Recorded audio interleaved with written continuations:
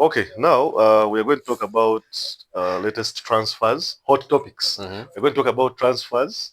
We are going to talk about some of the friendly games and the observations I made as an Arsenal fan. I'm officially saying I'm an Arsenal fan, though I didn't I didn't manage to get the kit, but it is coming slowly by slowly. So that I salute for you, but I can't do it now without the kit. For the coming season? No, not for the coming season. The guy is coming, he's doing a medical today, so never know. Maybe that is going to be and remember, we're starting with you guys. So my hope is we win that game, regardless of saying it in front of you, a Man U fan who will be on the receiving who will be on the receiving end of the salute. Me, I'm what they call these Man U fans who have gone through transitions. First being a blind fanatic to now someone who is reasonable, who now looks at football from the whole perspective, general perspective. I understand where Man U is. I know where Arsenal is. And when I found out that, man, Arsenal is beginning with Man U, regardless of where we were, whether Old Trafford or Emirates. I was just like this. Okay. I was like, God, you decided to expose us this early. And I was like, yeah. Anyway, okay, I understand. We're going to talk about transfers. That is basically the hot topic of what is going on right now in the footballing world. The FIFA Club World Cup is history now. Chelsea are the champions. How do they call them? The pioneers, pioneer champions of that new this new FIFA Club World Cup format. I think the other trophy will still stay there. The one it's usually played around December, January there. The one where they have that golden thing, unless they plan on abolishing it, but I don't think they will do that. Then we shall talk about some weekend games, friendlies. There are some friendlies coming. Arsenal also has a game. I saw Manchester United. You guys are playing West Ham. Is it West Ham or Aston? It must be West Ham, if I'm not mistaken. I hope all our signings play.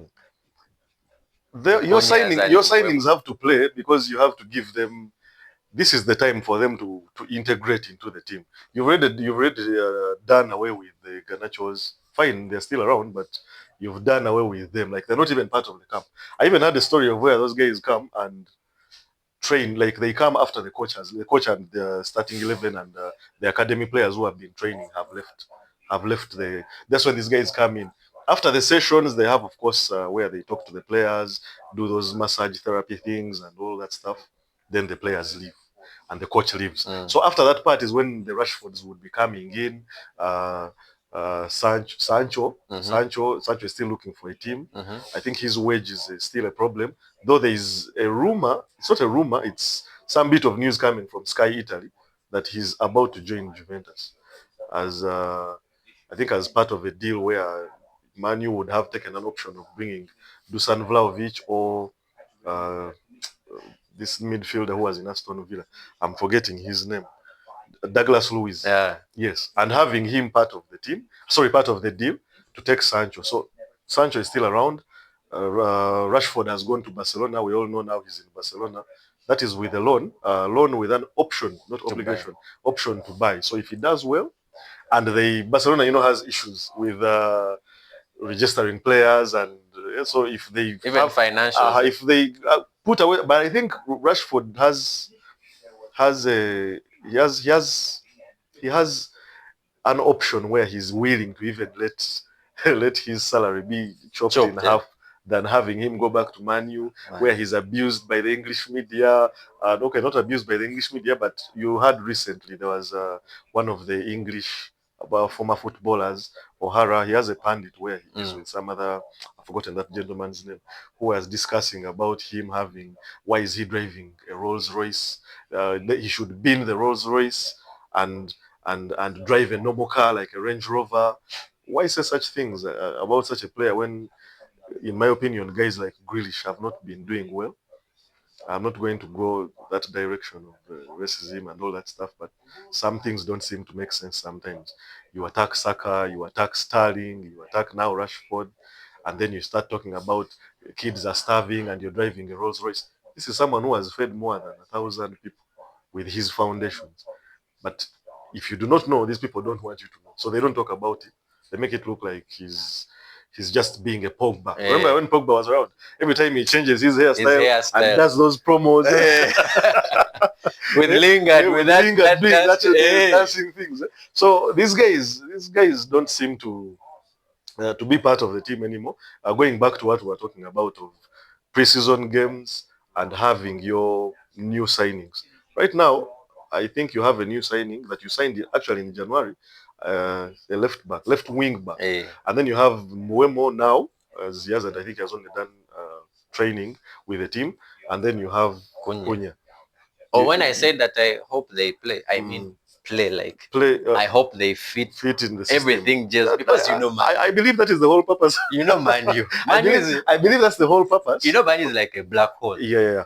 Whoever comes with whichever form from wherever comes to Man U, I don't know what happens. The next thing the list goes on.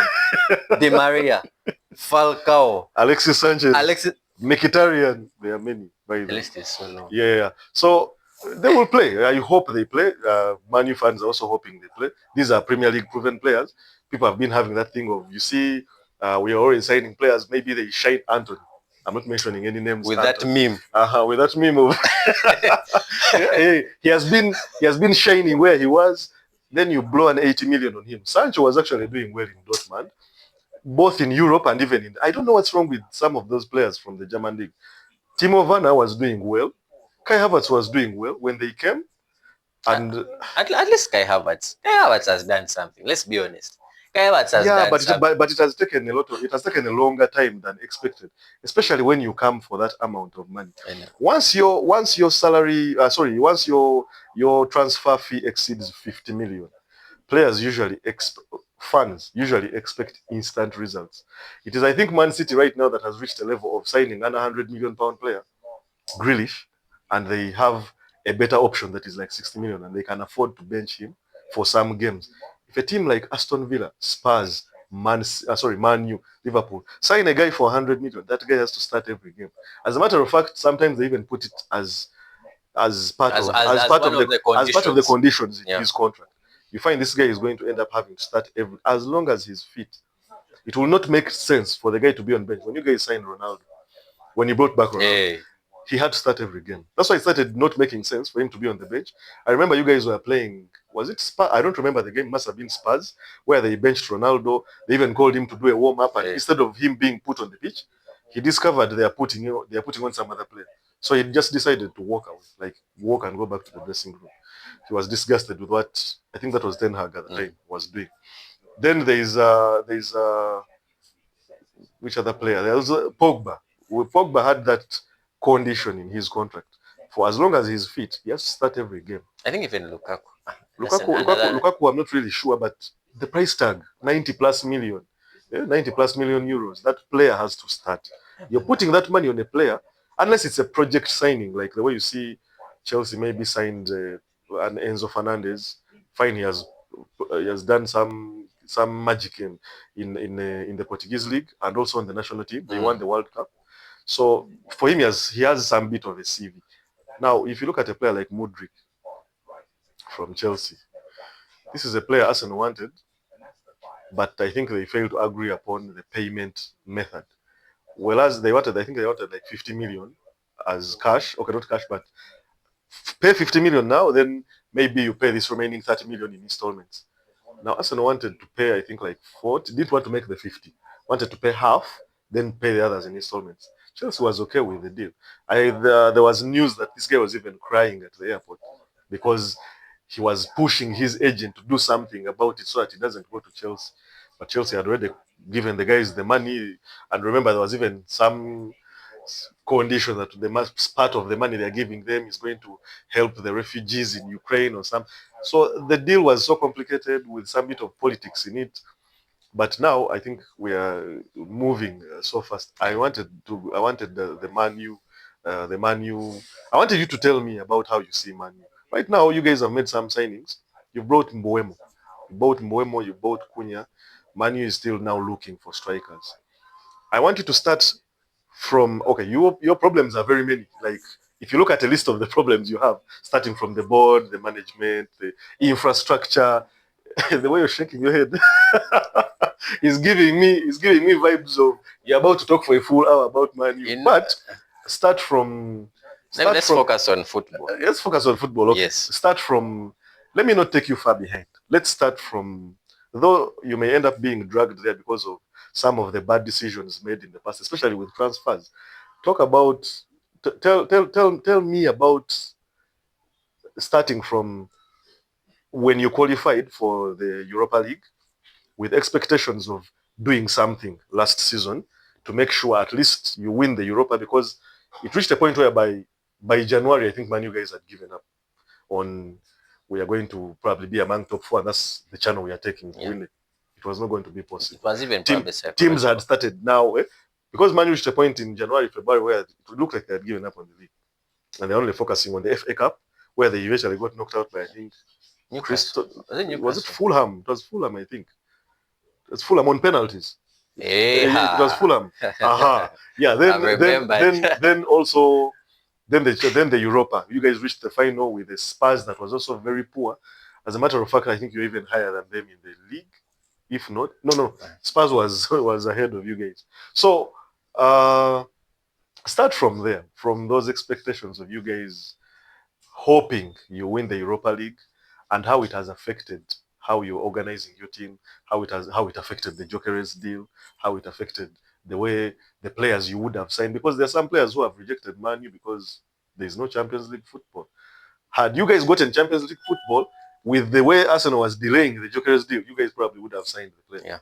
Yeah. So, and I'm told he told the coach, he told Amorim that for him he wants to play Champions League. Yeah. He's not interested in joining Man U if they don't have Champions League football. So, let me. Where does a regular Man U fan start from? Like I said, let's focus on the soccer, because I don't want to go into details like the board and what that is. Okay. That's far ahead. And let me put it into perspective of, let's say, a new player coming to a team. Let me start from that angle. You see, you have to players. Everyone is seeing your team, not just fans, even other players, potential players who would want to join your team. So when you look at Man U, like I said, our problems are very many. I don't know that it is the coach, and that's why I brought the other point of there's something that is there where a player comes to our team, and I don't know where their form goes. They leave. Let me give Jadon Sancho as an example. He came from Dortmund, was on form, entered Man U, lost form, left Man U, went, I think, to Chelsea, or he went to Dortmund. Same thing. He has had two different... Last season, the previous season, he was in Dortmund, and that's how they actually ended up playing the final. Exactly. It looked like he had improved. When he came back, he still didn't want to play for Man U. Exactly. So you guys sent him to Chelsea. I think that's where he still now went back to the decline. What am I trying to say? He has had two different stints with different clubs, and he has performed well in each of them. And I'm curious to see how he will play this season. But anyway, why was I bringing this angle? Man U doesn't have that. Should I say philosophy? That's the most commonly used word when we're talking about soccer. What is the philosophy? What is the style of play of your club? Okay, does it favor an incoming player? Do they see themselves thriving in your system of play? If not, then there are some question marks. And with social media all over the place, players can easily gauge your team and say, okay, this is their standing. Now, it's good you've brought the Gyökeres point. Yeah. Clearly, we already know where Man U is. We're nowhere. We didn't win that. Say that again. You're nowhere. We are nowhere. We didn't win the Europa. Things would have been different if we won Europa, but we didn't. Europa was supposed to be your way through to the Champions League. Already they had already given England 5 spots. Yeah, meaning even if you guys had finished 5th, would have made it because of that rule of the win of Europa joining Champions League. So with that being said, we don't have a very good structure, soccer-wise system of play that a player can see, okay, when I come to this team, I'm going to thrive. Now, number 2, we haven't made it for Champions League. So most of our problems come from, how our system of play is going, our style of play is going to look like. And I also think one of the things that helps teams is when all the players are in sync when you look at the top 3 teams in the Premier League, Liverpool, Man City, Arsenal, it starts from everyone buying in, okay?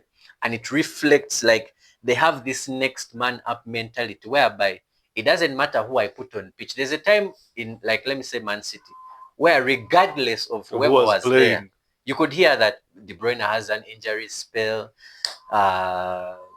This guy. Another time Gundogan would step in and perform and keep Man City at the top until the guy actually comes back. And that's why you would say a team like Man City would have like key players having form, Bernardo Silva, Cancelo, like they just Rodri, like they had so much. Of course, now that depth plays into that. But what I'm trying to say is that everyone, regardless of who they put on the pitch, was of one mentality. Now that is what Man U is lacking.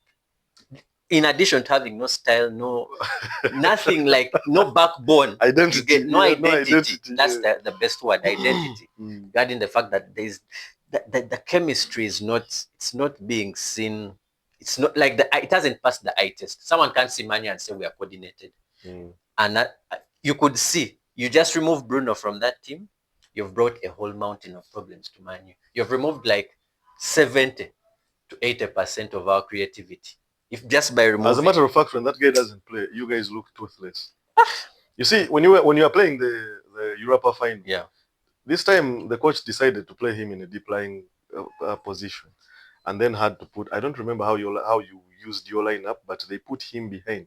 He was supposed to play as the number 10 or the free role where he usually plays, to help Ahmad and maybe help Højlund. Fine, we say Højlund, but we can't be sure whether even if you gave him Messi, he would score a goal. He looks like someone who has lost confidence. He has lost confidence. He fears making mistakes, decision making. You don't have to tussle with defenders. I saw an interview where Henry was talking about how he was doing a coaching session with Doku, and then he said, you do not need to beat someone. You don't need to beat someone to prove I can beat you, or go beyond, or beat 2 defenders to make a cross or a pass.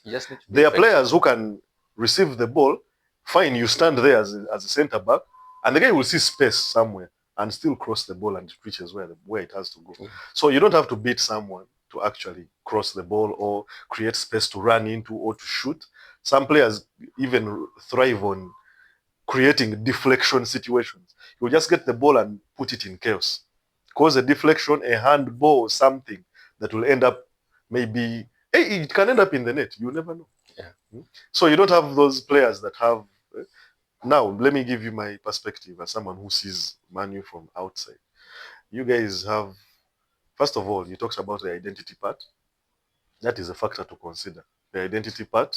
Another thing, this has been brought about by the fact that Man U has always, ever since Ferguson left, Man U has always had this thing of wanting quick fixes. Just look at the signings. You guys had no reason to sign a guy like Bastian Schweinsteiger. You had no reason to sign that guy. Morgan Schneiderlin. I don't know if you remember.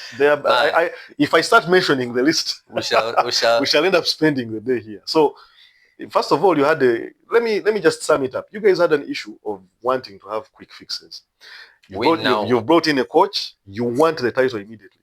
And at that point, football had evolved. Guardiola came into the league, changed the system. He started making football not be all about individualism. Because remember, when he came to Man City, he found the Zabaletas, he found Sanya, he found Yaya Toure. He found very many players in Nasri, Aguero. He found players that would single-handedly win you a game. Then he took all that away by selling most of those players and kept players that are very good at following instructions. David Silva, he kept Kompany, he kept Kevin De Bruyne, kept Aguero. Those players that are good at following instructions and could fit the system he wanted. You understand what I'm saying? Yeah. So football eventually, and now Guardiola, of course, that the first season he, I think, finished 4th. Sad.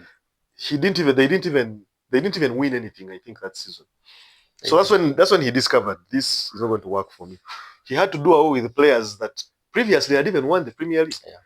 But according to the blueprint of how he wants things to be done and how he expects win by playing beautiful football.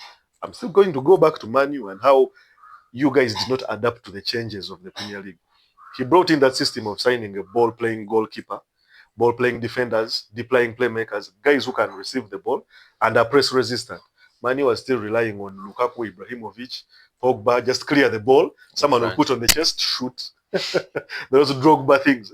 So you guys, by the time you guys discovered that you need a coach who is going to try and change the identity, adapt to the way, because now you see even teams like Bournemouth. Look at the way Bournemouth plays. You look at the way Aston Villa plays. You look at the way Spurs plays. It looks like Manu has been left behind. That's my observation. True. Anyone else has his own opinion, but that's my observation. Considering I've watched Manu for a long time, for years. I've watched how they've bullied their way through obstacles and get even wins from a way you didn't expect them to. Corners, free kicks, a simple counter attack, and they already have the lead. Then they sit back, wait for you to make a mistake. Ronaldo has gone through or Nani or Valencia or whoever, and then but now football changed. These days it is on rare occasions that someone can actually carry the ball from the defense. That's why you see players who are very good at ball carrying are usually the ones who are helping the team. You look at this guy who was in Leicester City. What's his name? Tielemans. Look at Tielemans. Look at guys like Declan Rice. You look at guys like Rodri, linking the defense and the forward line. Yeah. Ball distribution. Football changed. Football evolved, and somehow Manu was lagging behind. That is why they kept falling short. Fine, they won some trophies. Like now, I'm not going to go through that. I'm not going to banter you guys. Like the Carabao Cup you won by beating, was it Middlesbrough? Then you beat those small teams until you reached the final. Then faced a Newcastle that is also still trying to build up. Yeah. Then you guys beat them, and you guys faced a City at that time, or a Chelsea, or a Liverpool. That Klopp's Liverpool. You guys are not going to make it to the final. I'm being honest. No, because the football you are playing was good because you are playing opponents that are. There's that meme of finally a worthy opponent. You know that thing? Hey, finally a worthy opponent. Hey. My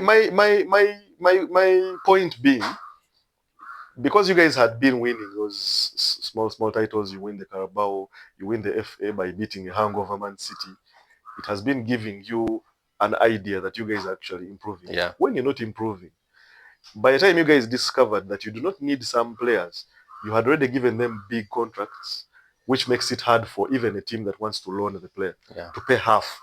Because imagine a guy is like on 380k. And you want to loan that guy, and if you're telling a team like Aston Villa or West Ham to give the guy 200k or 180, it's going to be hard. Fine, they could do it for a loan, short period time, but then if it comes to signing the guy will be like, now you see, now I don't want to go below 200. Yes. That is how you guys are stuck with Garnacho. That is how you're stuck with Rashford. Fine, he's in Barca, but it's a loan. If his wages were fair, the guy probably would have gone. He wouldn't be in, man. Same applies to Maguire. Maguire even reached a point whereby he talked about in his contract he has a specific number of games he should have played for him to be able to be moved on or sold. But actually, if you do some bit of background check, that thing is actually there in his contract. He rejected the transfer because in his contract, him and his lawyer, there was that condition that he's supposed to have played a specific number of games for him to qualify for a certain bonus or a transfer, which he didn't qualify for. You see, these are things not many people know. Yeah. Just make noise. This guy has refused to go. What? Hey. You don't understand. But why is he still playing? Why is he still playing? So he has to play. He has to play because they have to make. Yeah? But now, the league eventually evolved. You guys tried to sign a ball-playing goalkeeper. Unfortunately, you went for Nana, who is good at doing that, probably, because we know he's good at that. That's how we used to see. That's how you guys ended up buying Inter Milan. He played well. He had a good defense. But I think short stopping is the direct opposite of the guy you let go, the guy. So I'm not going to go far into your problems are very many. I would sit here and talk about it for the whole day. Or Nana. Whenever Arsenal guys see some of my boys, whenever they see me, they just be like, there's a guy who was making noise on TikTok. Oh, you Msaja, because you guys wanted to sell him. Yeah. I saw someone on TikTok making noise. Now that guy knows he wants they want to sell him. So now he's trying to make it look like but he's not faking an injury. The injury is serious. It's just a bit of bad luck for especially those who wanted him out. Hey. You want him out. he's not doing anything, but the only thing you can do now is probably terminate his contract. Yeah. We terminated Tomiyasu's contract recently because I think basing on what the doctors saw and those guys who analyze the way his body anatomy is, it looks like he's going to spend a long time injured.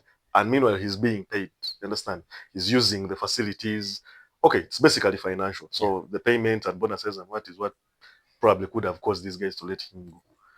Yeah, so it's your Man U's problems are big, but okay, let's just focus on the new signings and what you really expect from a guy like Cunha, Mbeumo. These are now Premier League proven players. You guys made mistakes in the past seasons signing players who have been shining in other leagues. You need them or you don't need them, because I didn't see any reason for you guys bringing back Ronaldo. You guys had organized your team. And by the way, in my understanding, because Man City had talked about Ronaldo and they almost signed him, the time before they bought Haaland, they almost signed Ronaldo.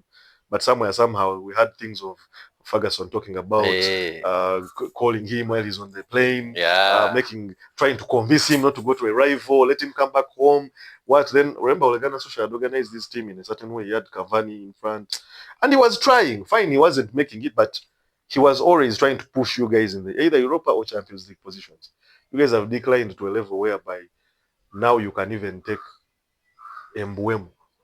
I'm not trying to downplay Mbeumo's signing, but the Man U I know wouldn't have signed Mbeumo. You guys would have gone for serious players. We loved finished products. You guys would have been talking about guys like now Rodrigo. You guys would have been talking about now Luis Diaz is leaving Liverpool. You would have also been trying to put bids there. Not proven players, but proven winners. Guys who have won stuff. You guys would have been talking about Isak. Right now, I saw Mark Goldbridge talking about if we get Mbeumo, and maybe if we get a guy like Nicholas Jackson, maybe we can at least try to finish sixth. Nicholas Jackson, maybe we can finish sixth. Like, there's a way the team has even killed you guys' confidence. Those days, as you're entering the league, you see the way Arsenal guys are confident. Okay, not confident, but they really feel confident. Now that we've gotten a striker, we can do something. We can win the league. We can do something in the Champions League. There's aura. We've beat Real Madrid. We've beaten Real Madrid, so we have that confidence. We've built that confidence of now Man U guys enter the league with Arsenal has signed. I don't understand what's happening to my team. Most guys are ranting. I saw someone saying, where are we going to go if Arsenal beats us? Just imagine. Guy was even holding his cheek while listening to some sad music on TikTok, saying, if picture a game whereby Gyökeres, and remember at Old Trafford, I think Arsenal fans sit like on the other side, the corner side, where the home fans are seated. They sit in the corner and up, not down, up. So imagine a Gyökeres scoring, and then he comes and does that celebration in front of fans that thought in January after bringing Amorim. Let me even stop you and call it. He's going to do it on his debut. A debut goal. I've called it. If your defenders don't come to stop him, most problems. But now things are a bit improved. Let me see. I want to... Matheus Cunha, what do you think that guy is going to bring to your team? Just talk about those two. Just talk about those two before we break the Isak saga. Okay? Before we enter the Isak saga. So you see, Man U, when we look at Man U in a nutshell, the bulk of our creativity comes from Fernandes. Okay. When you bring in Cunha and Mbeumo, you've effectively brought in two other players who have the quality to hold that ball for you and create and even score. As we have seen over the years how Cunha has been playing for Wolves. He runs directly in them. Actually, Man U fans and Man U themselves will tell you that he has tortured them. Running in the middle, in the heart against the Wolves. In the heart of our midfield and defense. From his box, from his half meanwhile.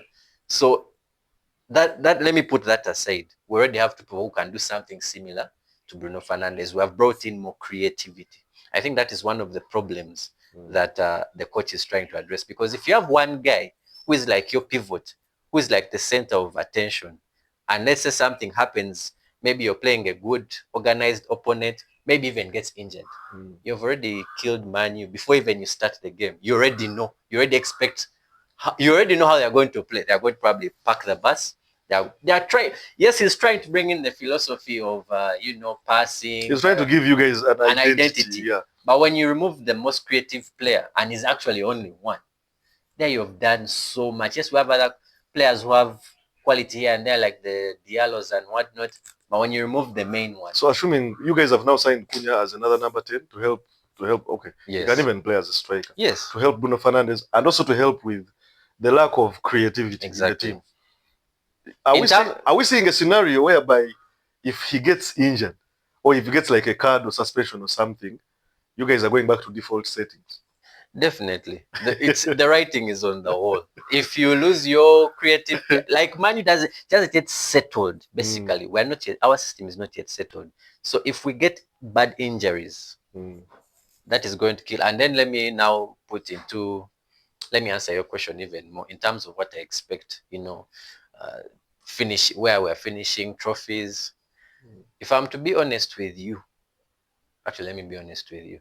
Manu's only hope right now is winning these cup competitions and maybe a European competition, of which we're not in it. You're not in it yet. So I think that's also an advantage for you guys, Yes, for not being in any European competition, where you first of all we're concentrate on the domestics, Premier League.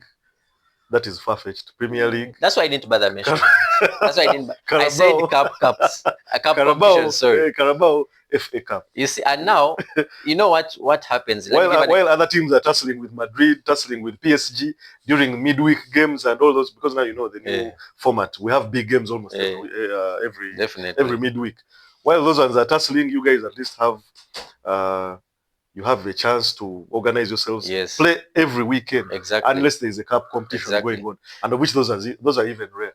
Definitely. So again, let me give an example of Liverpool, which is another crucial point. Giving a coach time to settle himself, establish himself in a club to a point where you can reach and say, okay, we have given you everything we need. We now don't want excuses. We want results. Yeah. Liverpool did that with Klopp. They trusted in him. There's that common phrase, trusting the process. I heard Liverpool fans making noise about why isn't Liverpool spending like the way they used to those days, when Klopp was still building. Exactly. So I think now you see the key difference here.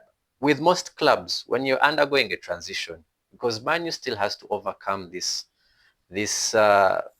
should I call it, this faggy thing of living on the past, expecting results there and then. I think Man U has, if I'm to be honest, we are coming to a point where guys have now really done away with that. At least the most sensible Man U fans. So now, building on that point of Liverpool fans and the community as a whole, giving Klopp a chance is what we also need to give this guy. We need to give him a chance to settle himself to a point where if he starts if we start performing well, first of all, if Man United has like some form of identity and system they have established, and now even results are starting to come in.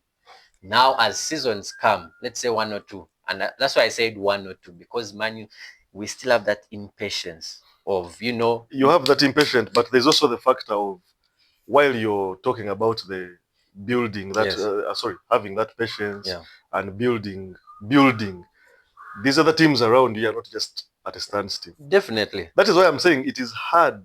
It is because times have changed, like you've said it. Yeah. Times have changed. It is hard as you're building. First of all, there are teams that do not want to hear anything to do with Man U league title or something like that.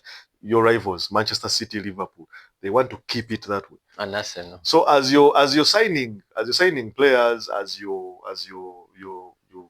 developing here and there, getting young promising kids and what, there are teams that are also looking to make sure the building or and why I'm saying it is hard, it's because when you're in the building process, with the pressure from media and the impatience of the fans that comes with expecting a simple loss to like a Fulham or Southampton, this is not the right coach.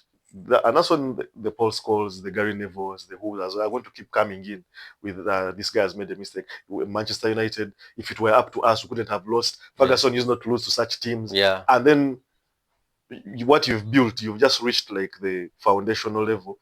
You've laid the foundation. You end up firing the guy. Because I guarantee you, if Manu doesn't do well next season, I don't see this coach surviving. Ruben, eh? I don't guarantee you, but this is something I've seen over time. And with the impatience of Manu, you guys are going to fire him. And that's what you guys are going to fire him. And remember, he has come where he is now trying to introduce a new system. You're trying to give him players that will fit that system. So if he fails, okay, not failing, but like you said, it takes time. You're going to lose some games you're expected to win because these are people trying to learn a new system, trying to learn to be confident. After you've beaten a big team like Man City, how do you follow up that win and confidence with beating up a team like Spurs? You've beaten Man City. Mm-hmm. You're facing a Spurs that is going to come with nothing to lose. Man City, you've beaten Man City because bragging rights, big rivals. You're going to play a team like Brighton, which they expect to lose the game, but they are just coming to. Let me correct. They're just coming to prove a point. Let me correct you. Brighton expects to beat Man every time they see us, home or away, and they have proven it. Wolves, same thing. So building that mentality of we have to win this game, it's not something easy because I've seen it over time. From a team like Man City. Okay, Man City, these are juggernauts. They've been winning for a long time. Arsenal, building that team of fine, they lose to maybe a Newcastle, they're going to lose. But now we are going to get to Arsenal, but just a brief about them. You see how they've been building from the time Arteta came. They first of all did away with all those what you're doing now, sending away those players on high wages that are influencing the team, influencing the way the team plays, affecting the team because someone has gone to the mother's birthday or whatever, then you're the captain. You're playing a London derby, North London derby, you're playing Spurs. Just imagine a Bruno Fernandes goes to do his partying things with, and then he comes late. You guys are playing Man City or Liverpool next. The coach had to take those drastic decisions of putting him aside, putting the Lacazettes aside, coming with a new identity whereby you even reach a point of accepting that some players don't fit your system. You have to let them go. Like, it's not a matter of how are we going to sell them. They're the ones delaying our outgoing so that we can get in new players. Just terminate the contract, let them go, start afresh. Now, that's the patience most of your fans, including ex-players, don't have. I've noticed Ferguson is rarely vocal about how Manu is performing and how I think he knows something we don't know probably, but Paul Scholes, Roy Keane, you're doing nothing. Even Mourinho did this. And usually Manu has that stint of where they start from winning, like a stint of like 8 games. Then one car draw against like a Wolves. Just scripts down. Kickstarts your suffering. That's when the big teams come in. Man City, you've been beating their teams. Let's see now.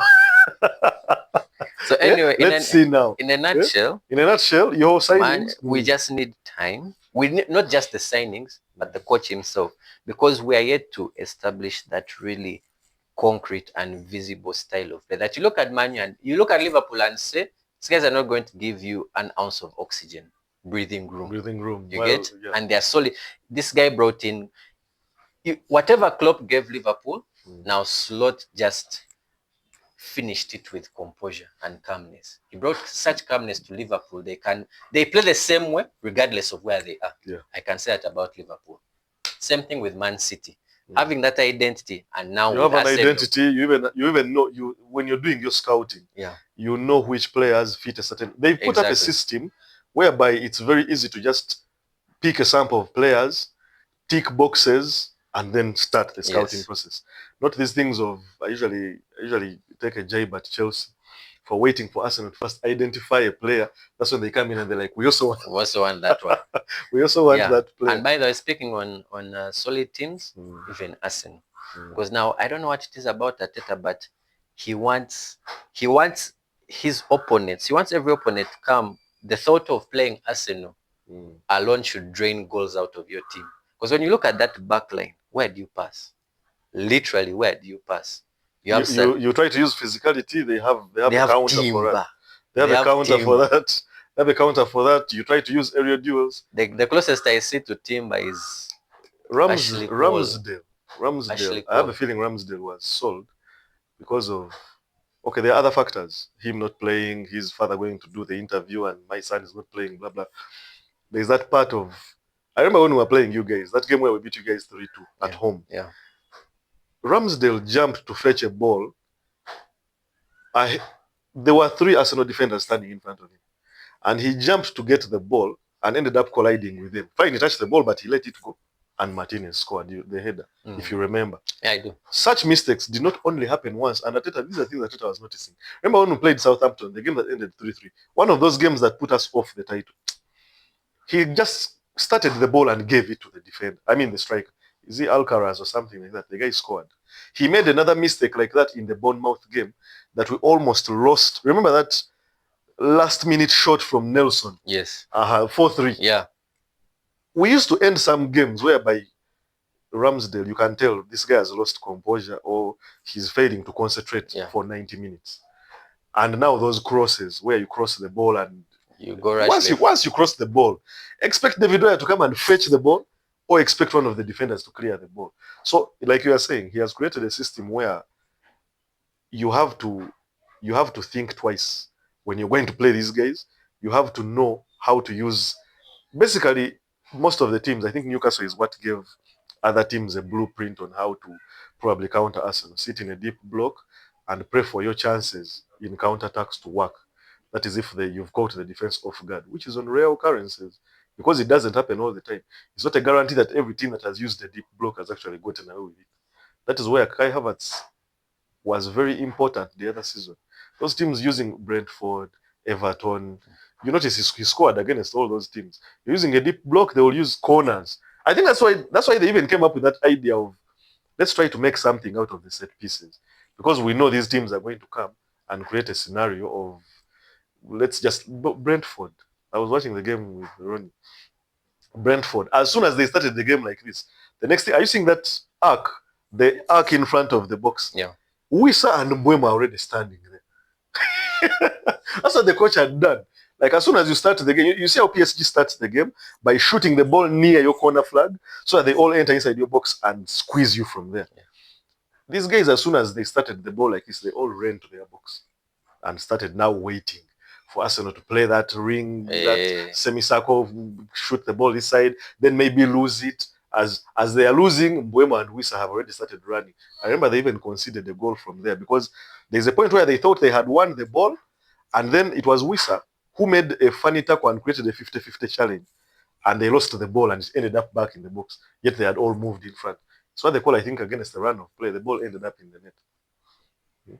So that thing makes it a bit hard for opponents. Now they've signed a striker. Let me ask you this question. Should Arsenal, or you should be the one asking me that question, do you expect Arsenal to win something? I'm not going to be specific with the league, with the title, with the Champions League. Do you expect them to win something now that they have a striker? Let me answer this in two ways. Arsenal is coming off a season where they outclassed Real Madrid. Of all teams in the world, outclassed. They outclassed Madrid, the so-called Champions League giants, and so convincingly. Any rival fan that has it in them to still yap for Arsenal is just now a mindless hater. Living in denial. Living in denial and just trying to rage bait Arsenal fans. It was that convincing. So when you come off a season like that, a display like that, and then you add Gyökeres, if anything, the previous seasons where you've ended second, it's more like you're even asking me an answer. It's now a question of how many titles do you think you can go for?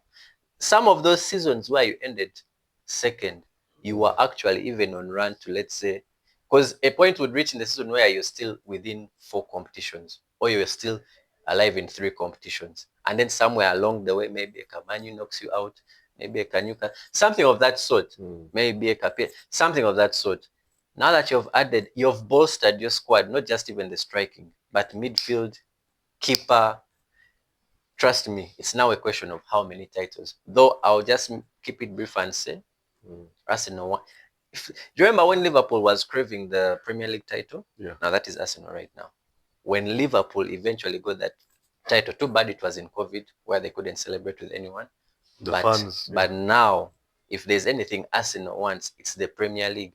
And you've bolstered your squad in such a way that, yes, I know we're talking about winning. Like, winning is what matters, But with now the quality and depth that you have, you also want to dominate. You want to reach a point where you're beating a solid Liverpool, you're beating a solid Man City on your way to the title. Because you've been beating them in these previous seasons, you've ended second.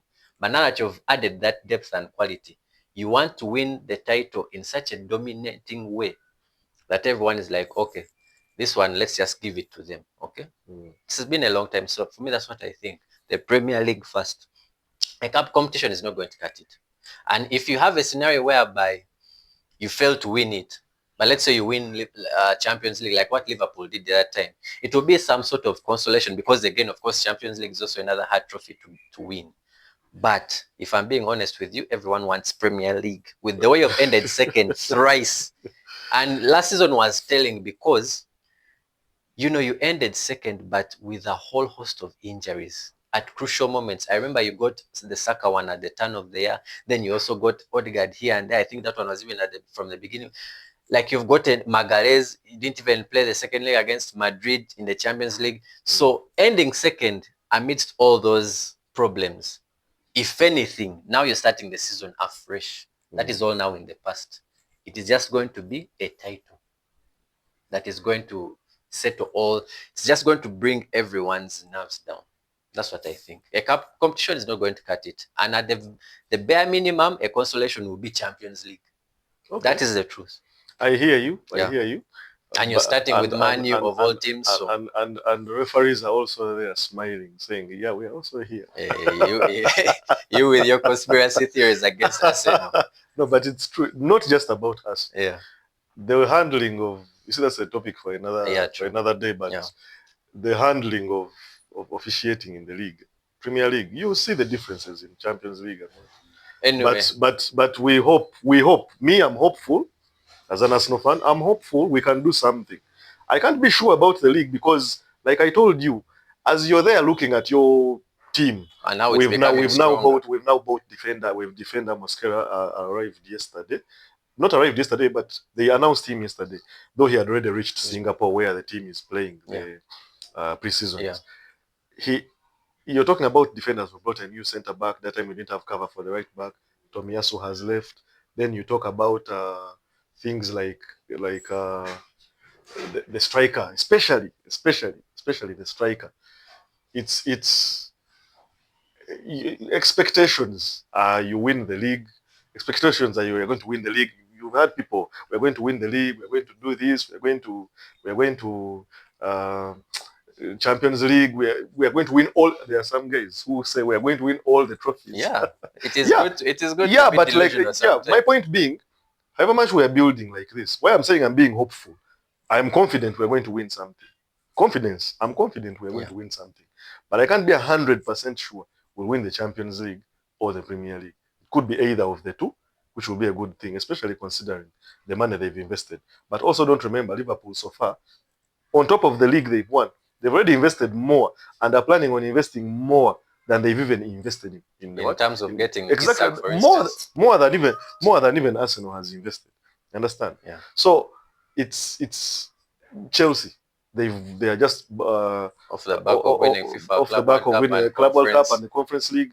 Confidence levels are high, expectations are high. They also have young players, like we have young players.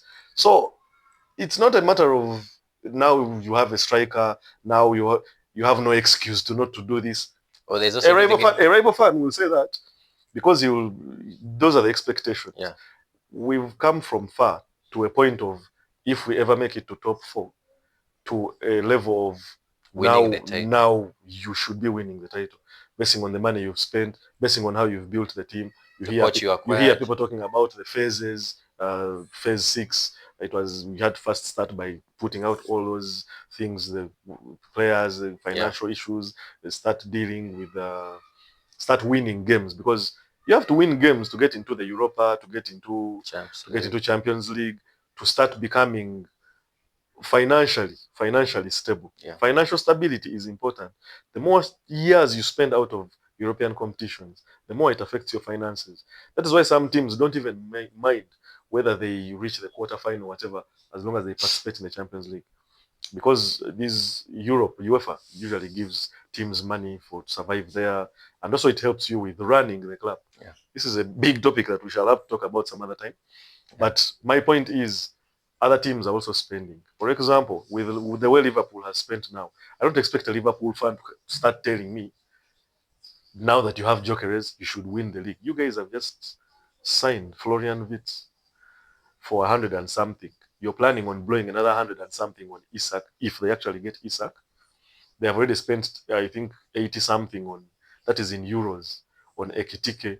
They replaced Alexander Arnold with someone who is a proven winner. And they also got Kakes. They got Kakes from Bournemouth, another good Premier League proven player. You've kept your players. Maybe you've lost Alexander Arnold, but you have your goalkeeper, you have the Konate, you have Van Dijk, you have your defense. So I'm giving you an example. I don't expect a Liverpool fan to start telling me such things. You've spent more than us. You've spent more than us. Your team actually even has more experience than us.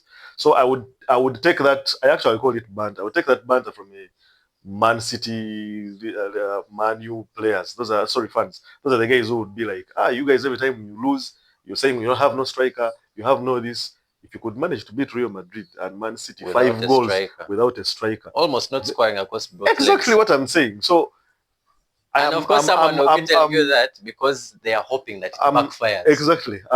So they laugh at you at the end of the season. I saw someone saying, "You see, even next season we shall be here again talking about it."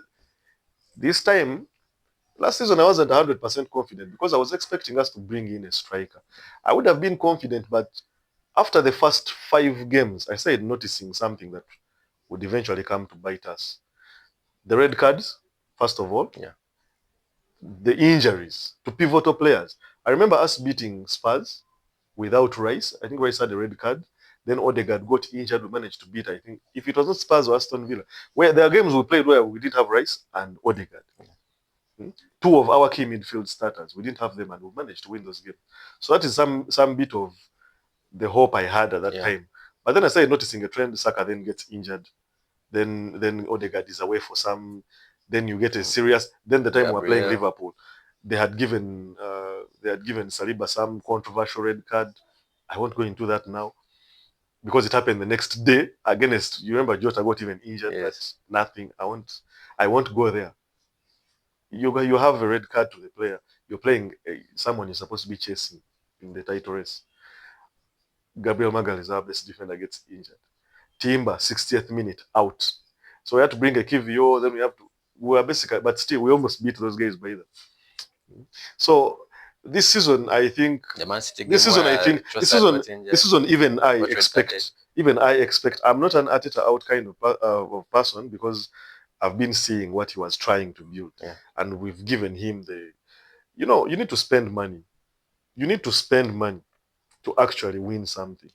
Those times have changed of let's bring players from the academy. That is why you see when some teams like Leicester City or Dortmund, you see Dortmund has that system of let's nurture, that is the real football. That is, personally, I believe that is in the past. You're going to do that stuff, it will only work for you for like a season. But domination, to dominate the league, what Man City has done.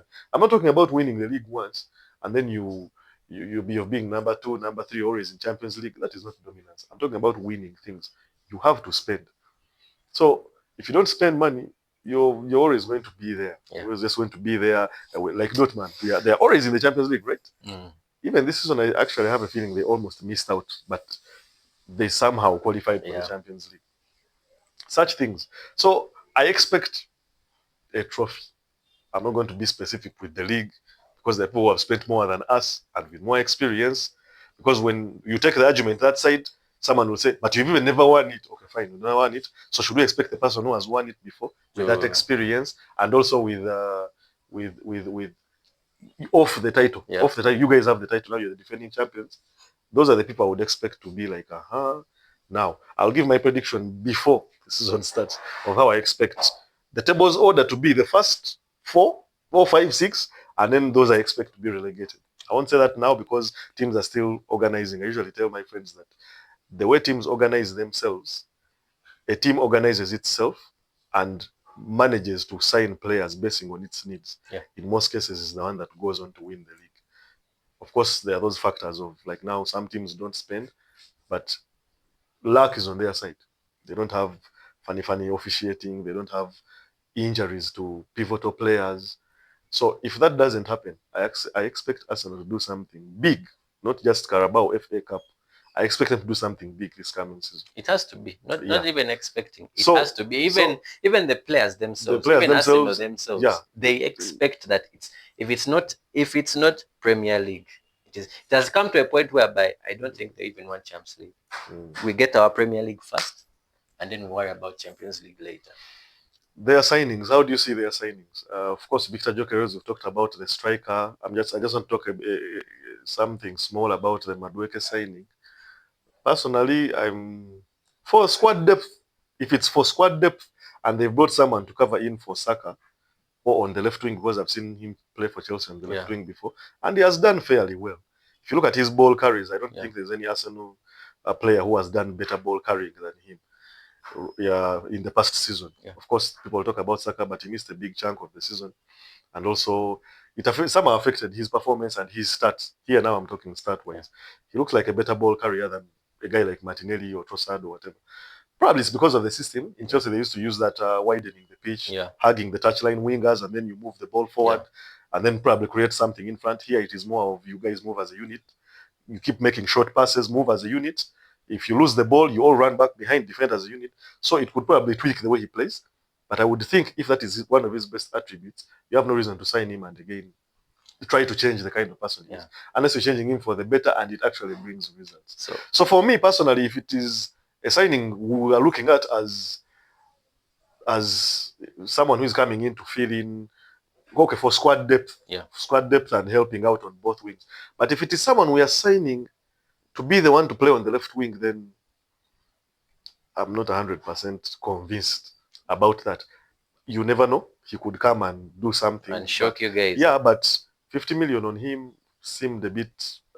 This is someone Chelsea wanted to sell. Yeah. So by the time, it doesn't make sense. A team wants to sell someone, but then they are the ones dictating the price.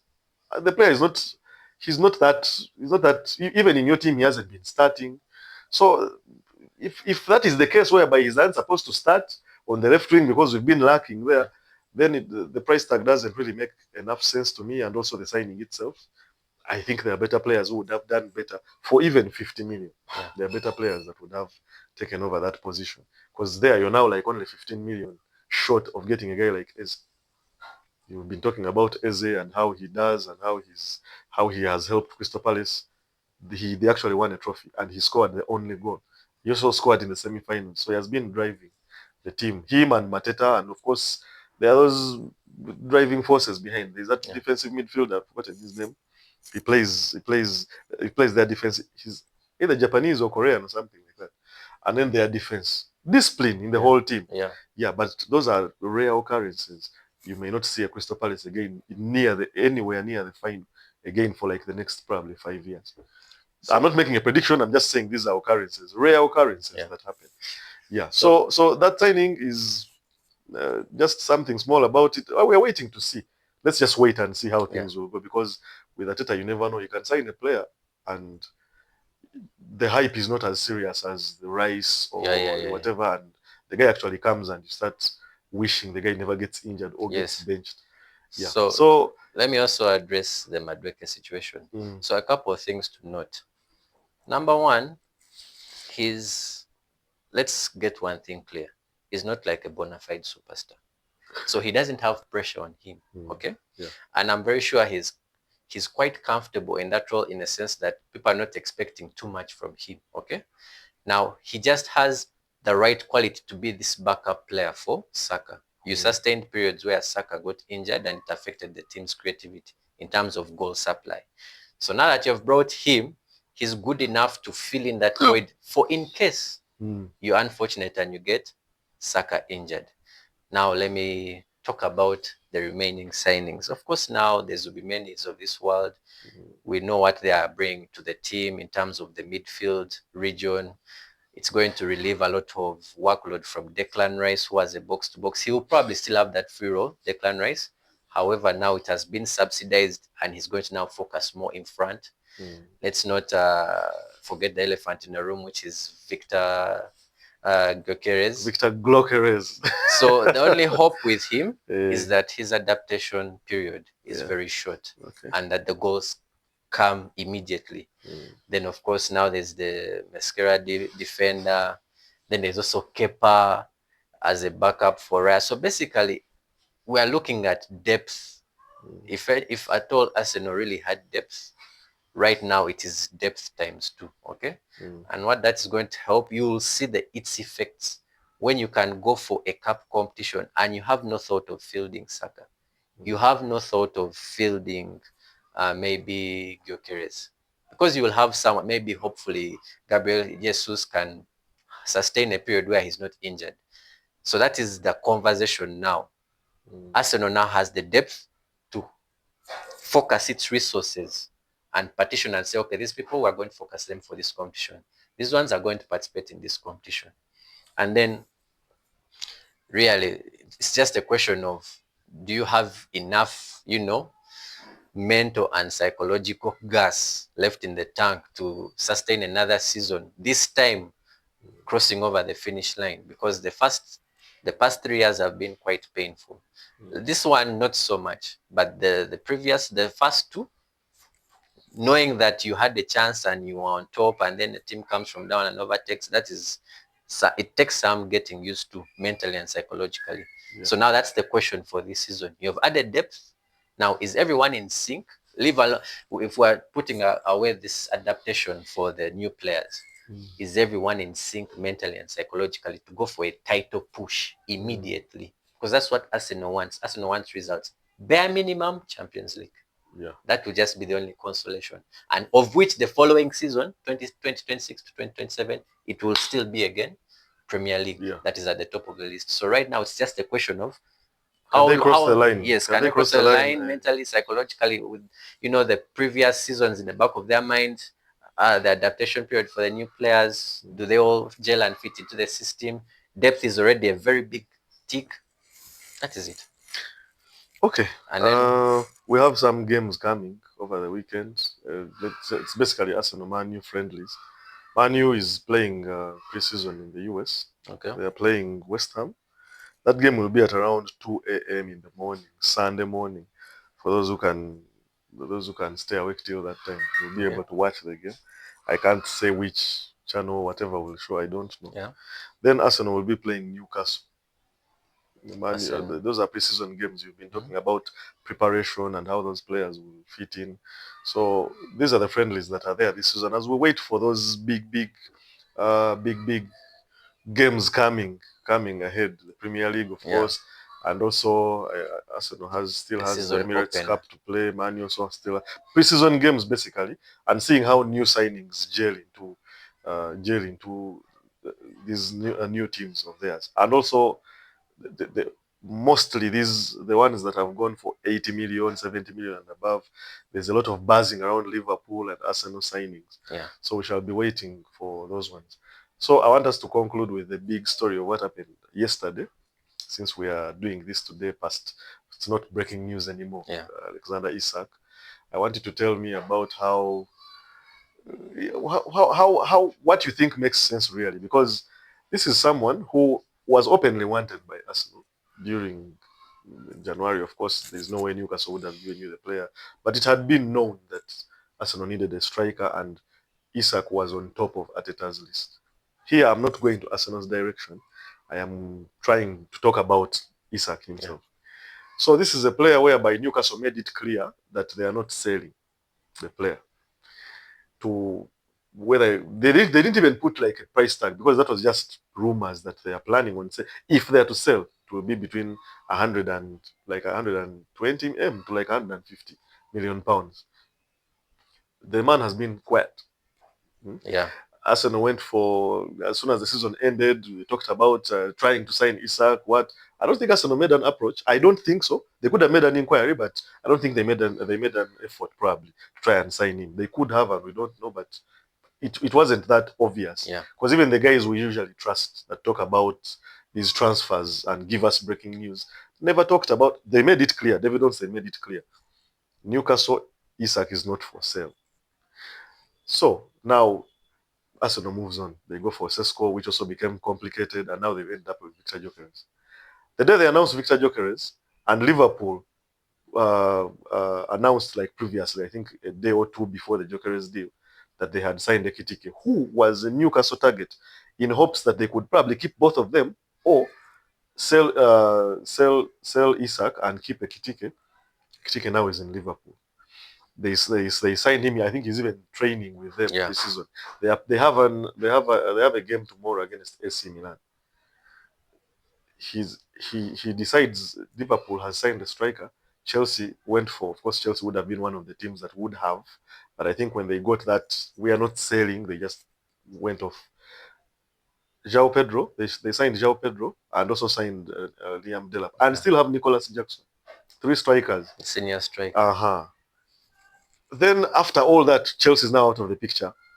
Man U, it is a bit complicated because now the guy is in, the guy is in the Champions League team, and Man U, of course, would have to use probably money.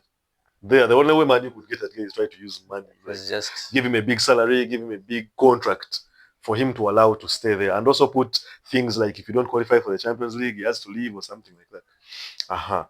So Arsenal now has, I don't expect them to be going for him. It would be a surprise to me if they went for him. I don't expect them to go for him. Now they have a striker. Right now they're looking to help with the number 10, left 10, and a left winger.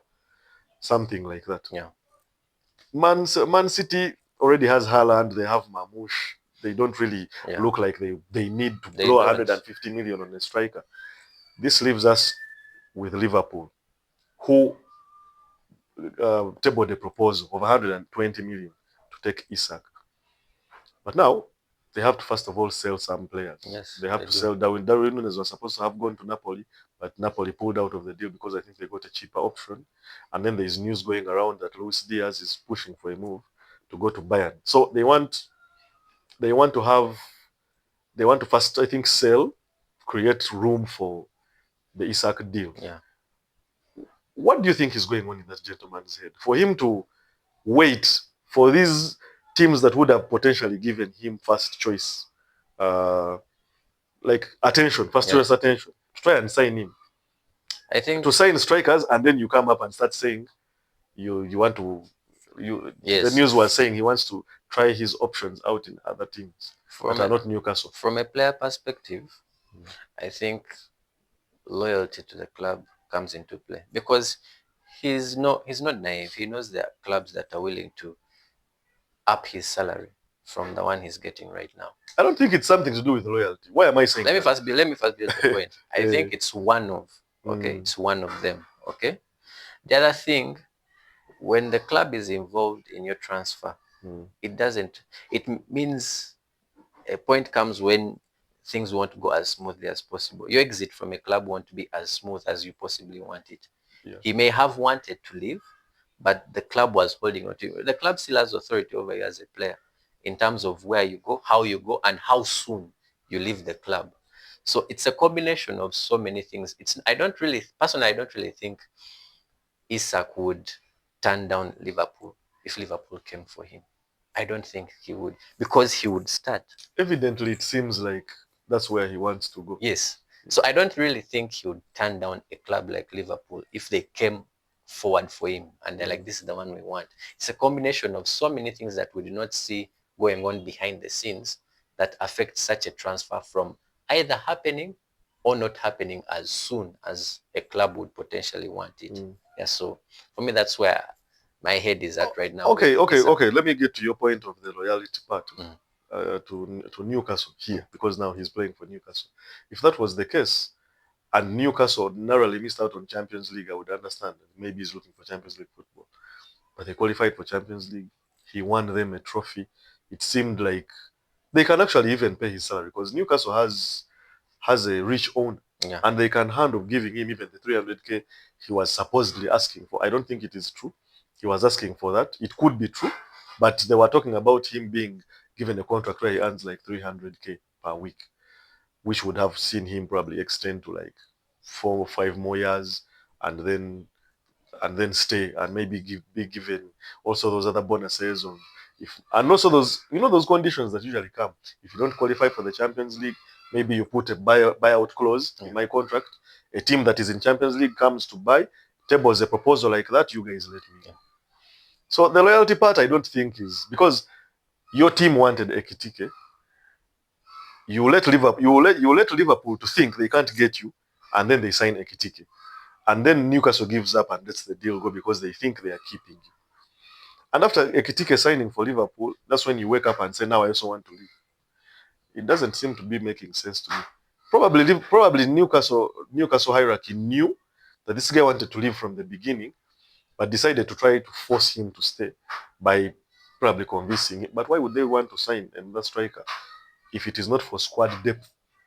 Because it would seem like if you're trying to sign another striker at that amount of money, you're trying to replace Isak. So probably they knew the guy wanted to leave and didn't make it public. But now that the guy has seen he wanted to leave, all the teams that would have taken him up signing other options, I think his agent advises him and is like, man, if you do not put in a transfer request, I can't help you.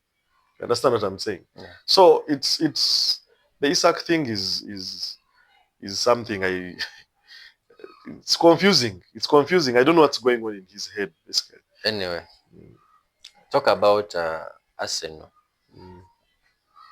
What is delaying you guys from getting Eze?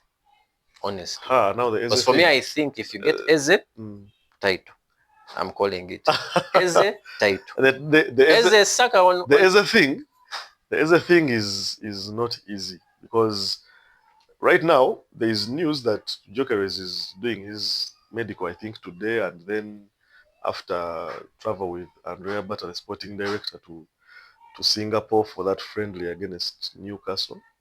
We're playing Newcastle against Newcastle. Then they start focusing on outgoings before they start now bringing in another player or more players. It could be more than one player. You could be looking at Eze. These guys would be looking at other options, because one thing I've noticed with Andrea Bata, before we started making signings, you realize Arsenal had already agreed terms with many other options. They agreed terms with Gyökeres. They agreed terms with the Madueke deal. They even agreed personal terms, before they had even signed the player. Yeah. So they have put that thing in where they have options of agreed personal terms with this player's agency, and we are waiting for now club-to-club negotiations. So the Eze deal, I will not talk much about it right now, because it seems like right now they want to first focus on the outgoing. Now that they've got the striker, some bit of pressure has a bit relaxed from the fans, and putting the board on pressure, and planning boycotting, and planning. So now that the striker is there, I think these guys also will be playing their politics. Must be like, now Gyökeres is here. If we can find a way of, I wouldn't be surprised if Arsenal doesn't sign any other player.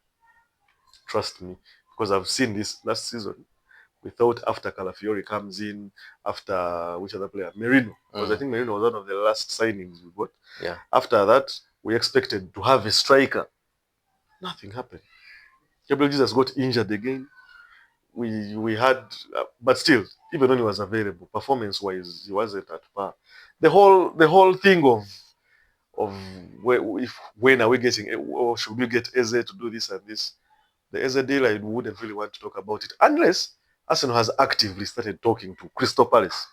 But the fact that they've just agreed personal terms, they should. That one I should. Yes, they should. It is something. It's a deal I would go for. It's a deal I would go for, because this is something that is going to elevate us, especially the left. I told you I watched the preseason game against Milan. That left wing seemed to be dead because of Martinelli. Martinelli seems to me like this whole evolution of Arteta's winning team and the phases. Yeah. It seems to me like that guy stayed in some phase behind. Like he's not the other Martinelli of, remember that time when we challenged at Man City? The first time we challenged. Yeah. That was the Martinelli I remember. Who scored, is it like 15 goals in the league alone that season? And guys were like, these guys have had Arthur Gem. Yeah. From that time, Martinelli has seemed to me like when you add in injuries here and there. Martinelli, by the way, Martinelli is not the kind who gets those long-term injuries. He's usually someone who is always available. And he works hard. He really works hard, but we need a left winger who can help Saka not have defenders come into a game knowing their game plan is if we shut down Saka, Kai Havertz is not going to do anything. As for Martinelli, it's just a by the way. If he scores, he scores. If he doesn't score, well and good. And then we need a system whereby if Odegaard is on form, Saka is on form, even if you put your deep block, you know that at a certain point, either you're going to concede from a corner or from a free kick, and one thing I know about that system of you sitting deep, once a team scores you first, you have to open up and look for you have to open up and look for an equalizer, and that means more goals. If a team is actually serious, because I've seen games whereby we score first, a team actually opens up and gets an equalizer and goes back behind. Understand? So to take away all those things, Arsenal now needs to be sharp enough to make sure to kill off games. Be sharp enough to kill off games. You're leading Liverpool 2-0, 2-1. Make it be like the Madrid game whereby you defended, because there's that thing that came that where Madrid were like, if Madrid can get a goal in the first 15 minutes, Arsenal managed to take them till the 60th minute without conceding a goal. And actually, Arsenal was even looking like a threat on the counter.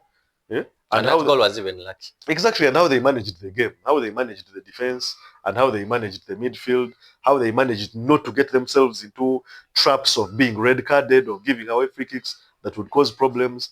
That discipline, you have that discipline. It's not easy to keep that discipline from the beginning, because they are one of those games on a Monday night against Everton at Goodison Park. Okay, Goodison Park, they're now in the new stadium. I'm just giving the field. There are those games whereby to the early kickoff games. When the sun is still out and you're playing a West Ham, then Mikel Antonio scores you first. Now you have to work hard. Everyone is behind. They're relying on their counterattacks. There are always those games whereby you're not up to it. You guys are all not playing well, but if they can master how to win those games, even when the team has not played well, I guarantee you these guys will do something next season. For both trophies, both the Champions League and the Premier League. But mostly everyone's attention is mostly on the Premier League. We all know it is the Premier League. Champions League is a bit hard considering we've never won the Champions League. So not even some Arsenal fans don't have that belief that you can actually do it in the Champions League. Oh, now they do. I believe you can't beat Madrid like that and you remain. The hope. If ever it was lost, it's now more alive than ever. It is hard because now even teams like Real Madrid, teams like Bayern, teams like Man City. Remember Champions League? If now you see how PSG has won, they expect to come back and try to defend it. So they won't be easy. Now Real Madrid went out at the hands of Arsenal, so they have to come back and prove.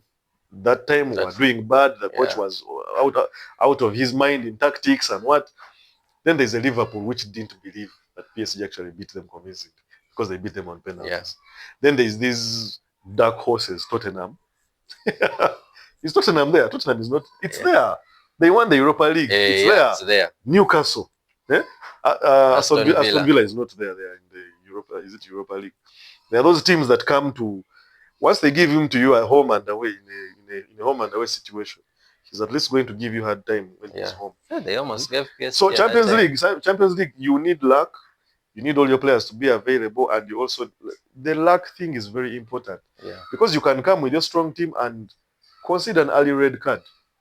The other season when Real Madrid won the Champions League after beating Dortmund, PSG had lost against Barcelona at home.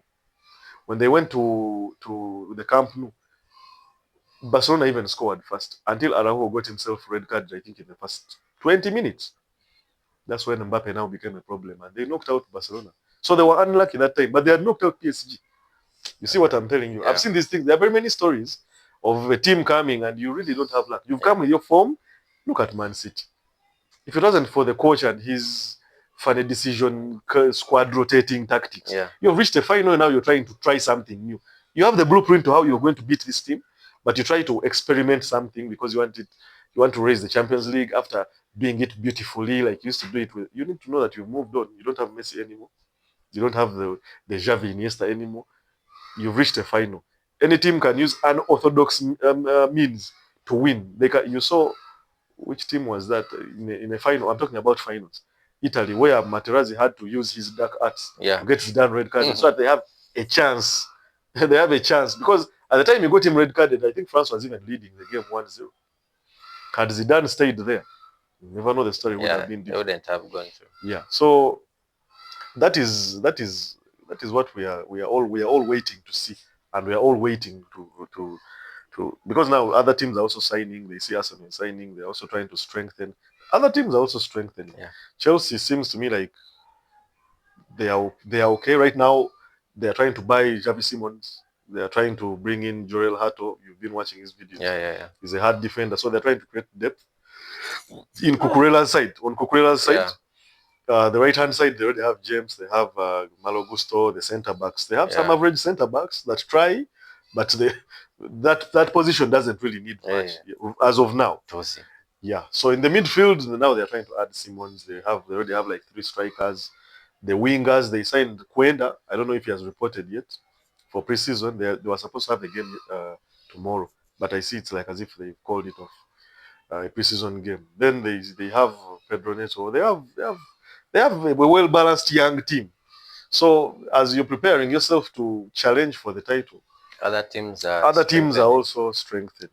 But if you were to get my opinion, Arsenal have done a good job in the transfer. I even wonder what Edu was doing, by the way, because you can't tell me you knew your team needed a striker, you knew your team needed a winger backup, and then you go and bring Sterling on deadline day. This whole time, what have you been doing? That's why I feel like this guy was a bit inexperienced, and his network of scouts and what was probably small. Because if you look at it, you used to always focus on a young Brazilian upcoming player, then a Brazilian player in the picture. It's not downplaying what he did, because he signed for us some good players, guys like Timber, guys like Rice. So I still feel like we were lacking on him taking us to the next level, getting a superstar signing. You know what I mean by a superstar signing? Someone people come to the pitch to watch, someone who can define a result of the game, someone who can do something out of. You see what Rice did for us against Madrid. Courtois had become a problem until he had to pull something out of the heart. Those 2 free kicks are what led Real Madrid now crack, and that's how they conceded the 3rd goal. But this whole time they were not doing much. They're just relying on, let's not lose here and then get to the Bernabeu and do something. Our gods our gods had written the script differently. That's how we managed to move on. So let me see. I've spoken so much. Let me see. I want to see the games of today. Is it today or tomorrow, or the ones, or you're looking at the whole weekend basically? I want to see whether there's money to be made. You know, the Muyendi. Chrome is there. It's what you're looking for. I have issues with the Muyendi. I need to settle them.